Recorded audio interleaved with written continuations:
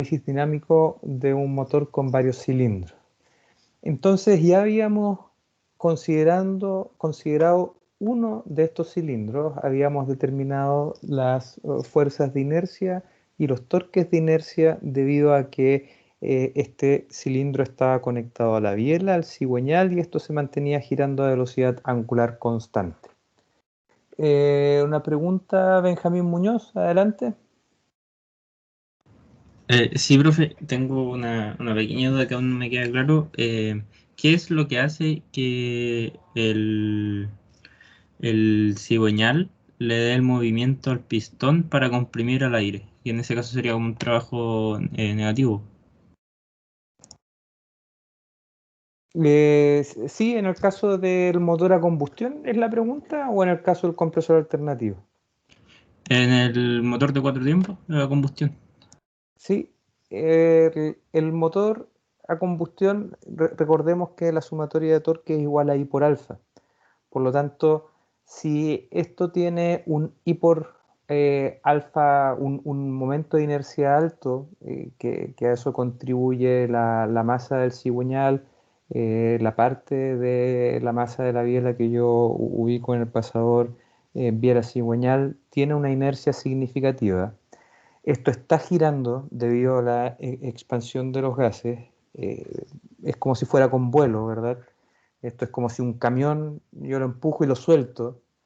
Yo si aplico una fuerza para detener ese camión, no se va a detener instantáneamente a pensar de que no haya una fuerza motriz siendo aplicada sobre este camión, sino que porque está en su inercia, yo no voy a ser capaz de detenerlo. Lo mismo sucede en esta situación en la que el cigüeñal tiene una inercia, está girando a alta velocidad. Ahora en este momento no hay nada que lo esté haciendo girar, no hay una fuerza motriz que lo esté haciendo girar y aparece una fuerza que lo trata de detener y que genera un torque que hace que esto se trate de detener. Sin embargo, este torque es muy bajo en comparación con la inercia del conjunto rotatorio y por lo tanto no se detiene.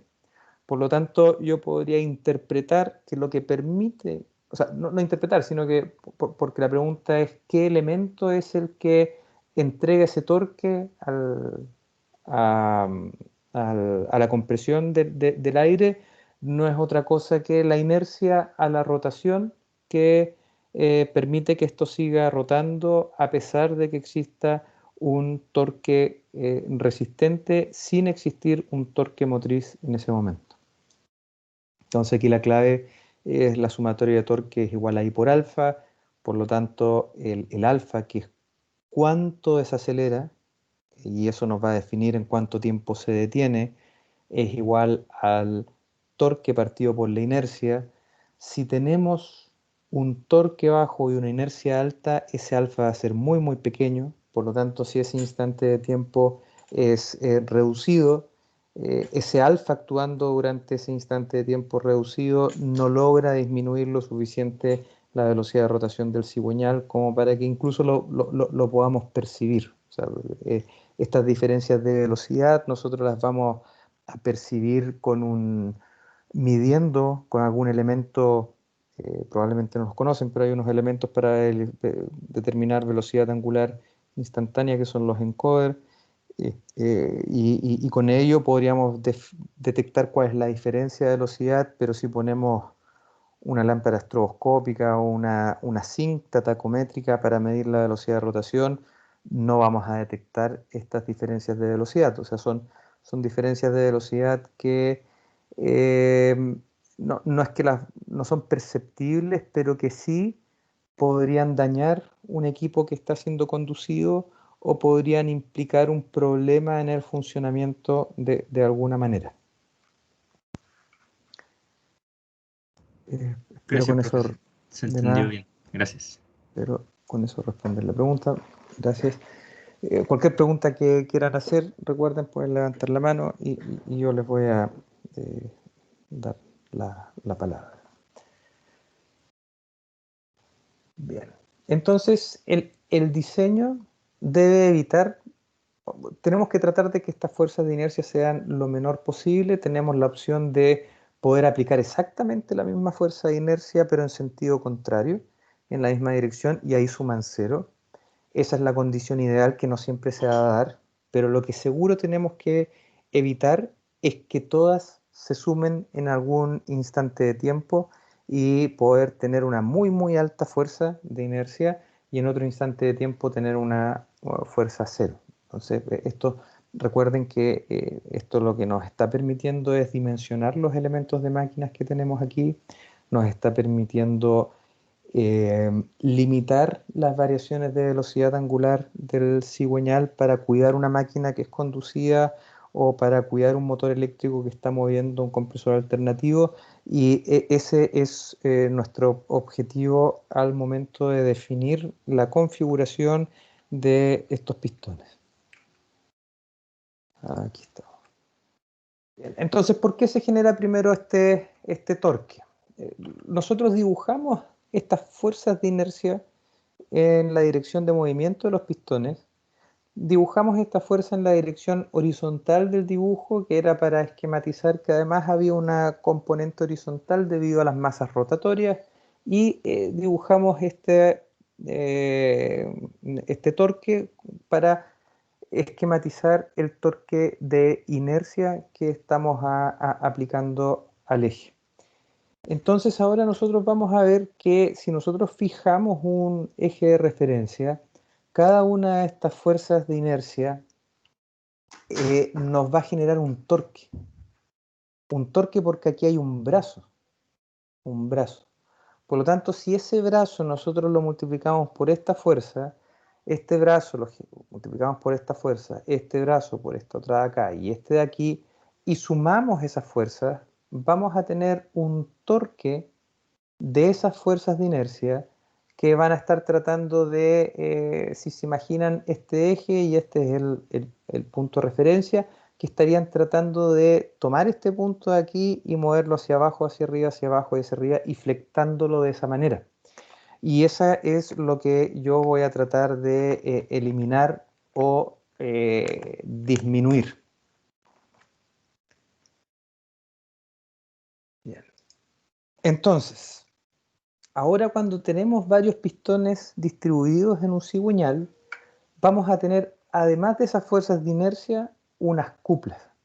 Las vamos a llamar cuplas de trepidación en vez de torques de inercia o torques de trepidación, porque va a ser la manera que la vamos a denominar para diferenciarla del torque de inercia y no tener la confusión en algún momento de cuál es el torque de inercia y cuál es el torque de las fuerzas de inercia, o el torque al eje de las fuerzas de inercia o el torque de flexión del cigüeñal debido a las fuerzas de inercia. Entonces vamos a poder encontrar en distintos libros que a estas fuerzas, la suma de estas fuerzas de inercia les vamos a llamar las fuerzas de trepidación, y a las cuplas, a los torques que se generan al eje, que lo estarían tratando, no podemos imaginar tratando de flectarlo, le vamos a llamar cuplas de trepidación, y al torque de inercia va a ser al torque al eje debido a esas fuerzas de inercia que en el fondo ayudan o detienen la rotación del cigüeñal. Entonces vamos a escribir esas ecuaciones. Esas ecuaciones las vamos a escribir a partir de suponer tres pistones distribuidos en un cigüeñal. Esos tres pistones están dibujados aquí con un distinto radio al cigüeñal. Cada uno de ellos tiene 120 grados entre sí. Vamos a escribir las fuerzas de inercia de los pistones 1, 2 y 3. Vean ustedes que el pistón 1 está más cerca de la pantalla. En esta vista la tenemos en la vista frontal, en esta otra vista está la vista lateral. El pistón 1 más cercano a la pantalla, el pistón 2 en una posición intermedia y el pistón 3 más alejado de la pantalla, es decir, ese pistón 3 está más atrás. Entonces, ahora nosotros podemos ver estos ángulos, podemos definir un ángulo que vamos a llamar phi, que va a ser la diferencia de ángulo entre un radio del cigüeñal de referencia y un pistón distinto a esa referencia, y vamos a definir a partir de una línea de referencia unas distancias A1 para el pistón 1, A2 para el pistón 2, A3 para el pistón 3, AJ para un pistón J, por ejemplo, y eso nos va a permitir encontrar tanto las fuerzas de trepidación como las cuplas de trepidación. Entonces, vamos a partir con las fuerzas de trepidación. ¿Cómo son las fuerzas de trepidación? Las fuerzas de trepidación son estas fuerzas de inercia que nosotros calculamos entre la sesión de la semana pasada y el inicio de esta sesión, en que encontrábamos que esa fuerza era igual a la masa que se mueve alternativamente, que es la masa del pistón, y parte de la masa de la biela que está contenida en el pasador biela-pistón, multiplicado por el radio del cigüeñal, multiplicado por la velocidad angular al cuadrado, y todo eso multiplicado por el coseno de teta más r partido por L coseno de 2 teta. Eso es válido para cada uno de estos pistones. Sin embargo, el ángulo teta para cada uno de estos pistones en el instante de tiempo que está dibujado aquí, por ejemplo, es distinto. ¿Y por qué? Porque si yo fijo una referencia aquí en la dirección vertical y veo cuál es el valor del ángulo θ1, puedo ver que el valor del ángulo θ1 es distinto al valor del ángulo θ2 y es distinto al valor del ángulo θ3. Vean ustedes que en este caso está dibujado a propósito que el ángulo θ2 esté después, es decir, pasando el ángulo del radio correspondiente al pistón número 3, porque ese orden 1, 2 y 3 lo estamos dando a partir de el desarrollo en la longitud del cigüeñal y no angularmente en los brazos del cigüeñal al pasador biela cigüeñal. Entonces tienen que tener cuidado con eso porque la definición del pistón es a partir de cómo vamos recorriendo longitudinalmente el eje del cigüeñal, y de esa manera vamos a denominarlos de aquí en adelante. Entonces ahora vamos a tener que escribir las ecuaciones que nos permitan sumar la fuerza de trepidación del pistón 1, sumar la del pistón 2 y la del pistón 3. La del pistón 1, por ejemplo, sería con el ángulo θ1, la del pistón 2 con el ángulo θ2 y con la del pistón 3 con el ángulo θ3. Por lo tanto, tendríamos esta sumatoria en θ1, θ2 y θ3. Sin embargo, no podemos sumar el coseno de θ1 más el coseno de θ2 porque son dos valores distintos, pero sí los podemos relacionar entre sí. Porque conocemos que el ángulo θ1, que va a ser el que vamos a definir como referencia y que va a ser igual a omega t, va a ser siempre igual a θ2 menos algo. Por lo tanto, y ese valor de ese menos algo haya pasado una hora girando, media hora girando, un cuarto de vuelta, un décimo de vuelta, lo que sea, siempre va a ser la misma. Y ese valor de diferencia entre el ángulo θ1 y θ2 y el ángulo θ1 y θ3 le vamos a llamar phi sub 2, phi sub 3. En este caso, obviamente, phi sub 1 sería igual a 0 porque θ1 más 0 es igual a θ1. Ahora, al escribir eso, nos va a quedar aquí adentro, en esta sumatoria, phi sub j más θ1. Y el coseno de alfa más beta, vamos a utilizar identidades trigonométricas y lo vamos a escribir de manera de poder factorizarlo y encontrar un valor para esa fuerza de trepidación total. ¿Cómo vamos a escribir esta sumatoria?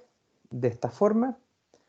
Tenemos esa sumatoria, quedan los phi sub j más θ1, que ese es el ángulo de referencia para el primer pistón. Y por identidades trigonométricas sabemos que el coseno de alfa más el coseno de beta es igual al coseno de alfa por el coseno de beta menos el seno de alfa por el seno de beta. Y eso es lo que vamos a escribir para cada una de las tres sumatorias que hubiésemos tenido que hacer para encontrar la fuerza de trepidación producto de la suma de las fuerzas de trepidación de los tres pistones que están en ese motor a combustión o compresor alternativo. Al sumar eso, ¿verdad? Uso esa identidad trigonométrica tanto en este término como en este otro término, ¿no? Donde va el 2 phi sub j y el 2 teta 1. Y fíjense que aquí vamos a tener en el término 1 coseno de phi sub 1, que es 0, por el coseno de teta 1. Después en el término 2, coseno de phi sub 2 por el coseno de teta 1. Es decir, en ese segundo término de la serie vamos a tener de todas maneras ese coseno de teta 1. Por lo tanto, al tener la suma de todos esos términos, vamos a poder factorizar por coseno de teta 1 y coseno de teta 1 va a ir multiplicado por una constante que va a ser la sumatoria de los cosenos de phi sub j, seno de phi sub j, coseno de 2 phi sub j y seno de 2 phi sub j. Eso que vamos a obtener de desarrollar esa serie es lo que aparece ahí. Por eso está aquí el coseno de teta 1 multiplicado por esta constante, menos el seno de teta 1 multiplicado por esta constante, y lo mismo con el coseno de 2 teta 1 y el seno de 2 teta 1. Interesante de esto es que lo que está con teta 1 es una variable en el tiempo, coseno 2 teta 1 y seno 2 teta 1,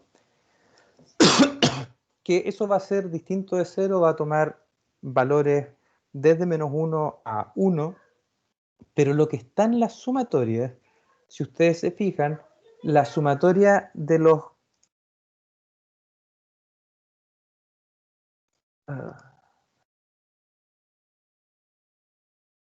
la sumatoria de esos cosenos de phi sub j, seno de phi sub j, coseno de 2 phi sub j y seno de 2 phi sub j es una constante que depende solamente de la geometría del cigüeñal.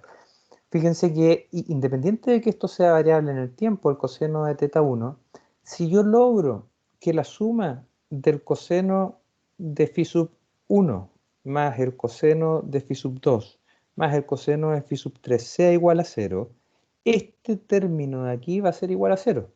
Y por lo tanto la contribución de este término a la fuerza de trepidación va a ser igual a 0. Entonces de ahí yo ya puedo empezar a buscar una configuración cuyos phi sub j sean tales que la sumatoria de los cosenos de phi sub j, sumatoria de los senos de phi sub j, de los cosenos de 2 phi sub j y de los senos de 2 phi sub j sean un valor lo mínimo posible, de manera a tener una fuerza de trepidación lo más baja posible. Otra vez, ¿por qué estamos buscando una fuerza de trepidación lo más baja posible? Porque esa fuerza de trepidación solicita, agrega fuerza sobre los elementos que soportan al cigüeñal, por ejemplo, y si tenemos una fuerza mayor que además es variable en el tiempo, tenemos un elemento que o lo dimensionamos más grande y es más caro, o que se va a fatigar y se va a dañar y va a generar una falla catastrófica. En distintas literaturas vamos a encontrar estas fuerzas de trepidación como denominadas como fuerzas de trepidación primarias porque cambian una vez por vuelta, son aquellas que acompañan el coseno de teta 1 y el seno de teta 1, y unas fuerzas de trepidación secundarias que son las que cambian dos veces por vuelta y que son los términos que acompañan el coseno de 2 teta 1 y el seno de 2 teta 1.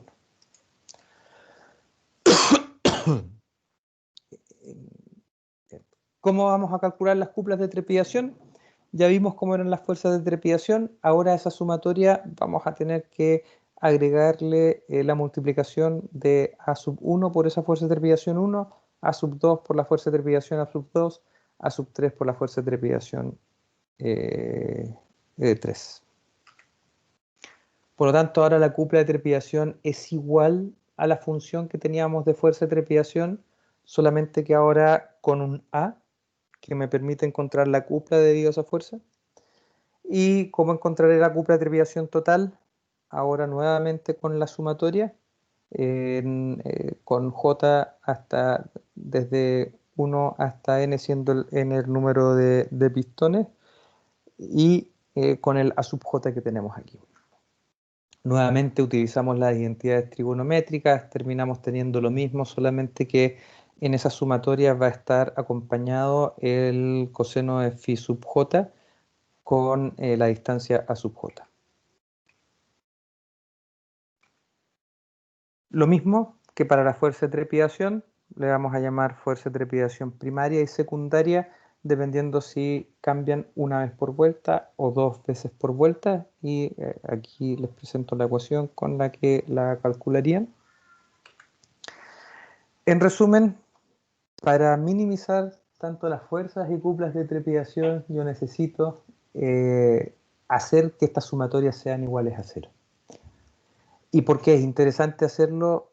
Porque si son un valor muy alto, yo estoy sobrecargando el, cigüeñal, estoy sobrecargando las uniones, estos pasadores, ¿verdad? Y eso me va a hacer la vida más difícil, el diseño dimensionado con tamaños mayores.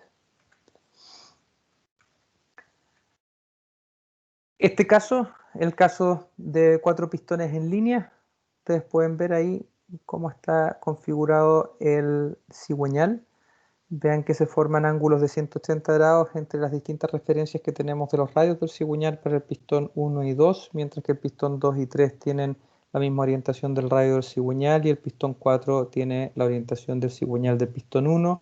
Lo mismo que vemos en este esquema, en el que vemos que el pistón 1 y 4 tienen la misma orientación del cigüeñal, 2 y 3 la misma. Pistón 1 y 4, los que están en los extremos, y se les pide a ustedes calcular las fuerzas de trepidación y cuplas de trepidación. Ya son las 5:42, así que este ejercicio que lo van a hacer ustedes lo vamos a dejar para la próxima sesión, que va a ser el próximo...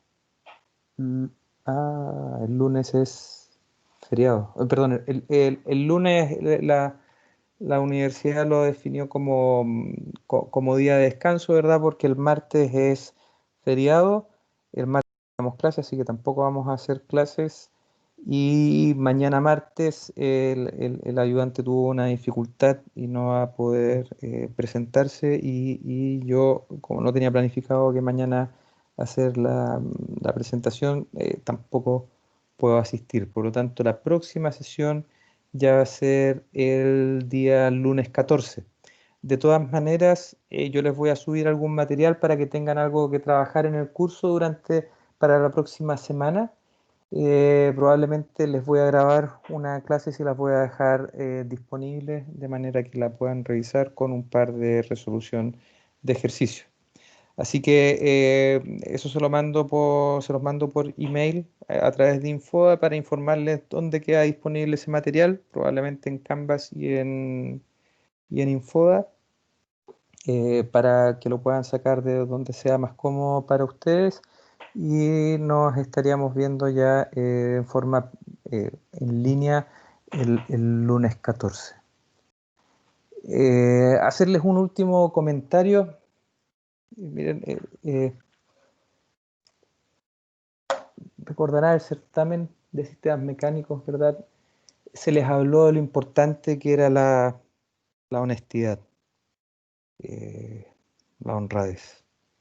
Este país está como está debido a corrupción, ¿verdad? Gente que se aprovecha. Y resulta que se les indicó que no debían enviar el certamen a otras personas, no debían usar apuntes, no debían buscar la solución por internet, escrito y dicho además. Y bueno, hay alumnos que me enviaron un pantallazo de su computador, por ejemplo, para justificar que habían estado tratando de subir el documento y que había presentado un error. Y resulta que en ese pantallazo se veía que estaban conectados con otros compañeros, se veía que habían buscado la solución en internet, Por el nombre de las pestañas habían encontrado el nombre del mecanismo y se les pedía que no lo hicieran porque era importante y no lo hicieron. Algunos de ustedes, bueno, ahora están conectados 39 solamente, seguramente son los más responsables y no necesariamente los que se estuvieron copiando. Eso está muy mal, ¿eh? No es algo menor. Probablemente hayan estudiantes que crean que estaba bien buscar la solución en Internet. Se les indicaba que no tenían que hacerla, incluso para que no tuvieran que eh, determinar ustedes mismos si estaba bien o mal, ¿eh? Así que me parece muy grave. Lo que vamos a hacer es que el segundo certamen lo vamos a tratar de hacer de manera de que no se puedan copiar, ¿verdad? De estas formas que yo decidí confiar en ustedes mejor, ¿eh? Pero eh, bueno, vamos a tener que hacerlo de otra manera esta vez, con preguntas que tienen que responder, que si no responden no pueden pasar a la siguiente pregunta, de manera que no tengan la posibilidad de preguntarle a sus compañeros, porque parece que no va a ser posible evitar que ustedes por voluntad propia no se mantengan conectados con sus compañeros, da la impresión, ¿eh? Así que hacer esa reflexión y, y bueno, pedirles que lo reflexionen, ¿eh? Porque yo creo que uno no se da cuenta de lo mal que está haciendo las cosas hasta que no las reflexiona. Y lo que está sucediendo aquí con este sistema de copiarse y contactarse durante la prueba entre ustedes eh, es, es- es triste. Es triste ver que eso suceda, sobre todo en gente joven que se supone que es el futuro de este país. Así que bueno, comentarles esto, es muy molesto darnos cuenta de esto y bueno, eh, nos reuniremos el lunes 14. Franco Caraboni, ¿quiere decir algo? Sí, profe, dos cosas. La primera pregunta que fue por la que levanté la mano era si iba a subir el apunte del capítulo 2 como en el capítulo 1. Sí, sí, lo voy a subir. Ya, y la otra acotación es que personalmente yo le mandé esa foto, lo asumo, Ah, chuta, ya. y, sí, y quiero comentarle que para que se quede tranquilo, que yo lo hice con mis conocimientos y por eso tampoco tuve tapujo de mandarle esa foto. Tenía abierto, de hecho aquí la estoy viendo, tenía abierto el drive de los certámenes con los que estuve practicando, el WhatsApp web que nunca lo ocupé durante la prueba porque el tiempo no me alcanzó, y el mecanismo que lo busqué durante su presentación, que fue antes de las 3:30, creo que era. Antes de que empezáramos la prueba, busqué el mecanismo por su nombre y lo miré detenidamente, ¿no? Pero para que tenga la certeza de que no hubo copia, porque personalmente fui yo el que le mandó esa foto. Es para que se quede tranquilo y bueno, obviamente tome si quiere las medidas el otro certamen, pero como le digo, se lo mandé a conciencia por no tener ninguna necesidad de ocultarle esas pestañas, no sé si me entiende. No hubo relación directa entre las pestañas abiertas, no habría otra ventana nomás, pero las pestañas quedaron ahí y yo empecé a desarrollar mi prueba. De hecho, ni siquiera me alcanzó el tiempo, profe, con el primer Ok, ejercicio. Franco, mira, fueron varios, ¿ah? En Ya. todo caso. En ese sentido, Ahora es poco creíble lo que nos dice. Eh, bueno, es difícil es de que creer. eso, yo sé que puede ser Por dudoso. por darte un ejemplo, durante el primer semestre recibimos una foto en que la persona sacaba una foto a la pantalla del computador diciendo, bueno, tuve las dificultades para subir la prueba era en forma individual y la foto alcanzaba a pasar del marco del computador y se veía un compañero detrás. Oh, O sea, a ese nivel a ese nivel. estamos. Entonces, créanme que es un nivel de frustración y tristeza que yo diría que nunca vivió antes en la educación universitaria nacional. Un Le desastre. comprendo la inquietud de eso, profe, pero por eso le digo ¿Cierto? que por mi Sí. parte que se quede con la conciencia tranquila, que yo, Sí, de claro. hecho, el 4 que me saqué lo tuve por mi propia mano. Muy bien. Kevin Ortiz, adelante. ¿Se me escucha? Más o menos, pero te escuchamos. Profe, que quería saber si es que qué pasa con la revisión de la tarea, porque le había enviado un correo de que me pasó algo con mi revisión y no me lo ha respondido.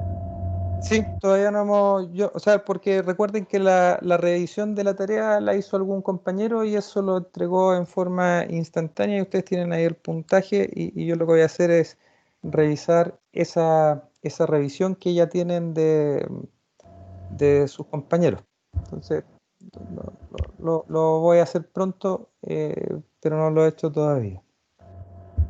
Ah, ya, gracias. De nada, Ignacio Flores, adelante. Hola, profesor. Hola. Una pregunta sobre la revisión del certamen. Ujú. Después del correo que se le tenía que enviar, ¿qué tengo que esperar a que nos responda? ¿Va a haber una conferencia? No sé. Sí tienen que esperar que yo les responda. Tenían la opción de enviar la solicitud de revisión hasta el viernes. Entonces, yo ahora a partir de estos días junto todas las revisiones que solicitaron, que son un montón, a pesar de que está clara la pauta, son un montón. Entonces yo tengo que ahí responder uno a uno eh, esos emails. Entenderán que es lento, ¿verdad? Porque ya están revisados. Pero ahora viene ese proceso en el cual yo tengo que revisar los emails en que solicitan esa revisión. Matías Peso, ¿algún comentario? Profe, que yo quería consultarle por el tema de la tarea 2 y si es que va a haber proyecto final, porque teniendo en mente que ya queda poco de semestre para el cierre, como para tener una idea de las fechas. Sí, vamos a tener que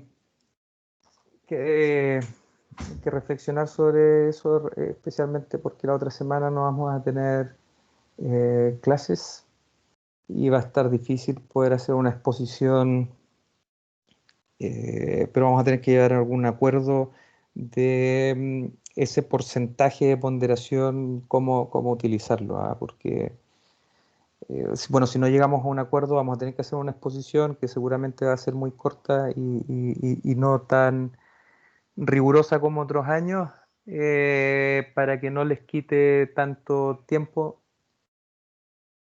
Eso. Ya, gracias, profe. De nada. Bueno, Franco Caraboni y Kevin Ortiz mantienen su mano levantada. No sé si es porque se les olvidó bajarla o quieren decir Sí. algo más. No, eso, profe. Ya pues. Muchas gracias. Nos estaremos viendo el lunes 14 ya o escuchando perdón, y yo los mantengo informados de subirles algún material, algo con lo que puedan trabajar mientras tanto, y voy a tratar de grabarles alguna clase o alguna sesión corta para poder empezar a hacer ejercicios sobre esta parte de la materia que ya vimos las ecuaciones, ahora es aplicarla a alguna configuración de motores. Así que nos veríamos el siguiente lunes. Muchas gracias por haberse conectado. Nos vemos el lunes 14. Que les vaya muy Gracias, bien. profe. Que le vaya Nada, bien igual. gracias. Chao, chao. Chao. Chao. Chao. Chao, profe, que esté bien. Chao, profe. Chao, profe. Chao.